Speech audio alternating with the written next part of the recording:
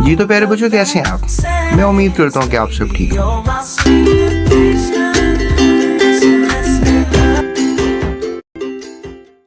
आज की वीडियो में बात करेंगे हम आपसे chapter number 19 growth and development, इसके शॉर्ट क्वेश्चन आंसर्स की।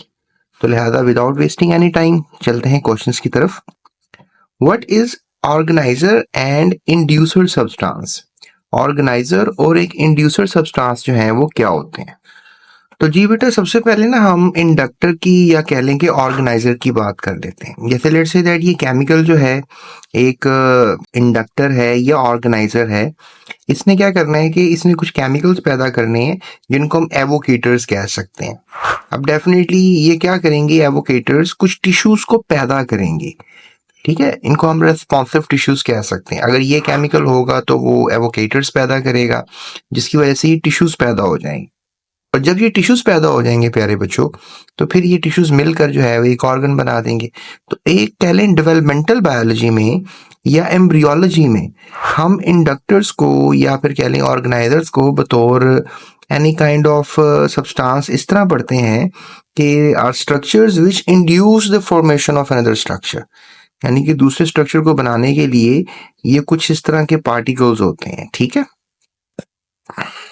तो यहाँ पे आप ये लर्निंग कर सकते हैं कि जो ऑर्गेनाइजर्स होते हैं या फिर इंड्यूसर्स होते हैं, इंडक्टर्स होते हैं, इनको आप कह सकते हैं कि organ capable of inducing development, यानी एक ऑर्गन का बन जाना, डेवलप हो जाना of secondary embryo in host.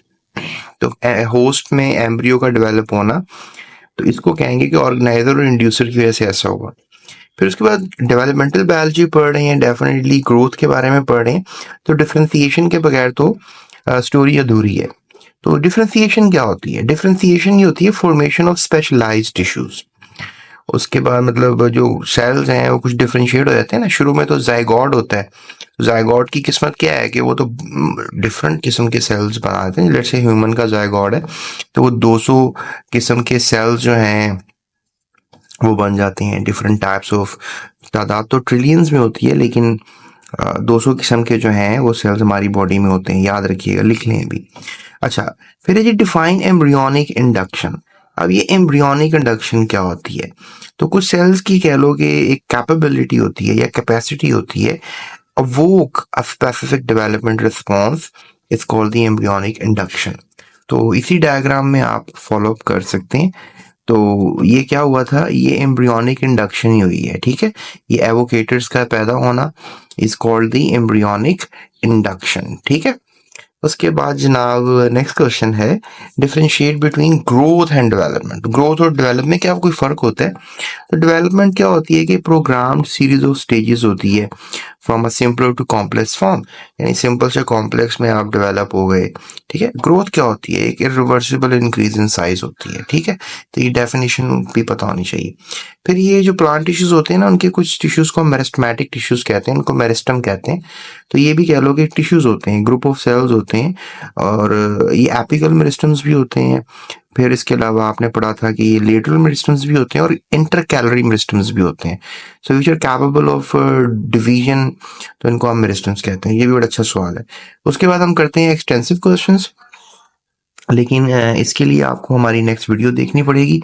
Description में लिंक है, उसको फॉलो कर लो, या भी थंबनेल्स नजर आएंगे उस पर क्लिक कर लो। ठीक है, या आई बटन नजर आ रहा होगा टॉप पे, उस पर क्लिक कर लो। और अपना ख्याल रखो, इस चैनल का भी। और अभी सब्सक्राइब किए बगैर मत जाना। ठीक है, आपकी सब्सक्राइब करने से हमारी मोटिवेशन इंक्रीज होती है। So do subscribe. और नेक्स्ट वीडियो तक के लिए अल्लाह हाफिज, अपना ख्याल रखिएगा और इस चैनल का भी। Thank you for watching GS Academy.